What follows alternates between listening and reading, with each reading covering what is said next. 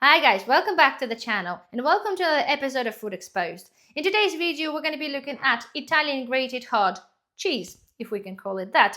You know, the kind that comes in the pots like this, the one that sits in a pantry for many years. As a prepper, I've been guilty of buying them purely for this reason alone, because they do sit in a pantry undisturbed without spoiling for many years. But then I'm thinking about it, they don't actually taste like cheese, they don't smell like cheese, that doesn't look like grated cheese, it just looks like a bunch of clumps. So what in fact they actually made from? So firstly, okay, I'm going to start with one of the main annoying misconceptions that I think it's actually on our shelves. So first of all, some of the brands, they clearly display a very nice grated Parmesan or Grana Padano cheese, which automatically makes you assume as a consumer that this pot in front of you, it's actually cheese or pretty much 100% dry cheese. But unfortunately, this could not be further from the truth. Generally, when they display things like the Grana Padano or Parmesan, you probably be aware that those cheeses come from specific regions. And they do have a very strict regulation. So, in fact, that they cannot actually call them Grana Padano or Parmesan cheese because of those reasons. So you will see in the front of those labels things like Italian inspired, Italian type, that kind of thing. None of them actually say this is the Italian hard cheese, because in fact they are not.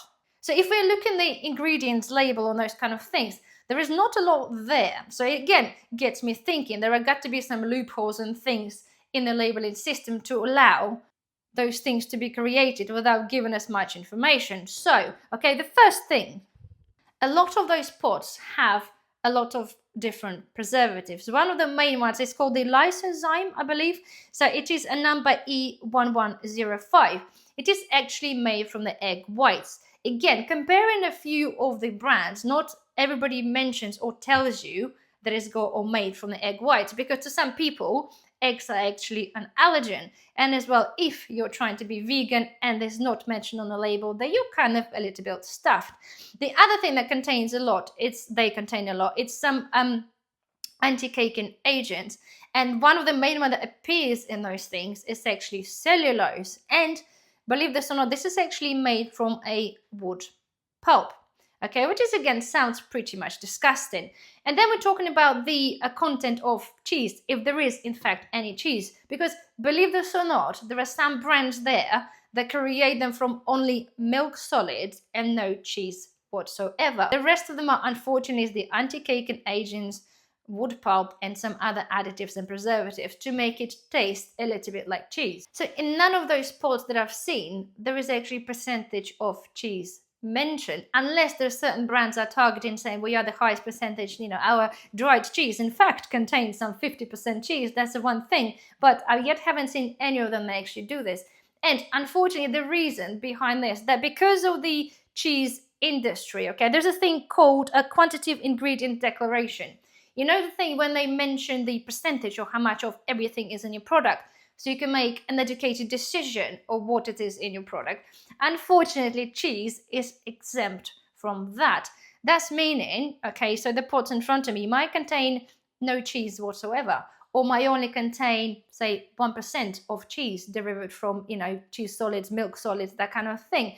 And the rest are literally going to be wood pulp and additives. And this is where I don't get it. Those things, right, range from approximately £1.25 to £2.75, if no more for certain brands. And they only contain approximately like 50 grams to 70 grams of cheese. Well, in fact, not cheese, but the concoction. So the point is, if we look at this all together as an industry, we are presented with something, okay, by the picture, and they're using the terms like Italian inspired or Italian type, that kind of thing, trying to get us to think that what we buy, in fact, is a really nice dehydrated cheese. But in fact, it is not. It's just a bunch of fillers, enzymes, and the other stuff that you just mix together with maybe a small possibility of cheese, which is somewhat a little bit disappointing. Because if you have a look at the price of, say, the Parmesan Reggiano or the Grana Padano, you can buy yourself a slab of the Grana Padano cheese for about, I think, £1.99 in Lidl.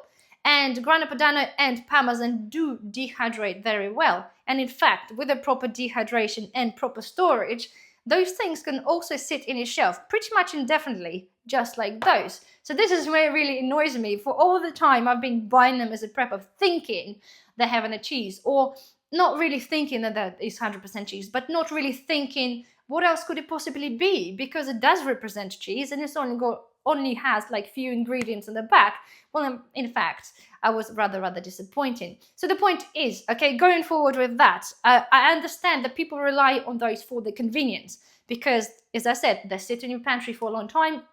And then you can, if you fancy a little bit of pasta and you can't be bothered of grating fresh cheese, or you don't have any, you could open this and then put some clumps on your pasta in happy days. Because I got to admit, right, using them for a good few years, even the anti-caking agents that are in there, they're still clumps. If you think like literally the chunks of things, so technically it doesn't work. Anyway, I am digressing. The point is, guys, right, that you can dehydrate your own cheese. This is cheddar, okay? This is 800 grams of my own dehydrated cheddar. It tastes nice, it smells like cheese, and it tastes like cheese, because guess what? It's just cheese, okay? I am going to be sharing the video with you how to dehydrate your own cheeses. Yes, the example was on the cheddar, but of course, the Parmesan and Grana Padano will dehydrate far better, because they're already dry cheeses and because they'll sit in your pantry for a very long time as well. To me, this is a win-win situation. So to sum this up, guys, right, those things there, very little cheese, milk solids, wood pulp, and some other nonsense. So there we have it. So anyway, guys, I do hope you have found this video helpful. I know it's been a really short one. Do look out for my video for dehydrating your own cheese, because going forward, this is what I'm going to be doing with the Parmesan and Grana Padano, rather than buying this nonsense. So anyway, if you have enjoyed this video or find this helpful, please don't forget, thumbs up, subscribe if you're not a subscriber. Don't forget to check out my playlist for food exposed videos. Tons and tons of things are happening. And well, thank you for watching, and I shall see you in the next one. Bye bye.